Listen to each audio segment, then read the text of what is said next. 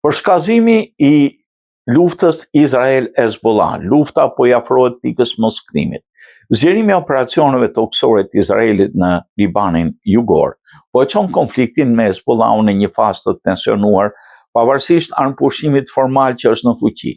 Sipas ushtrisë izraelite, veprimet synojnë neutralizimin e kërcënimeve ndaj civilëve dhe ushtarëve, por në terren po raportohet për një ofensivë që po zgjerohet gradualisht. Autoritetet shëndetësore të Beirutit kanë njoftuar për viktima në sulmet ajrore në lindjet të vendit, ndërkohë burimet të sigurisë në Liban flasin për intensifikim të goditjeve dhe mundësi zgjerimit të operacioneve më në veri.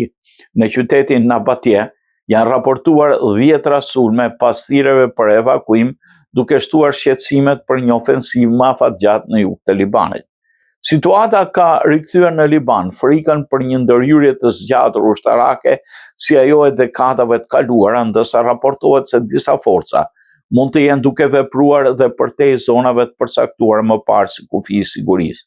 Nga ana tjetër, Hezbollahu ka shtuar sulmet me raketa dhe dronë, ndërsa Izraeli ka raportuar goditje të reja me mjete shpërthyese ajrore. Në rrafshin politik, retorika është ashpërsuar me parandalime për fillimin e ofensivës nga pala izraelite. Rreziku kryesor i zhvillimeve të fundit lidhet jo vetëm me rritjen e numrit viktimave, por dhe me mundësinë e zgjerimit të konfliktit në një përplasje më të gjerë rajonale, duke marrë parasysh dhe tensionet më të gjera në lindjen e mesme.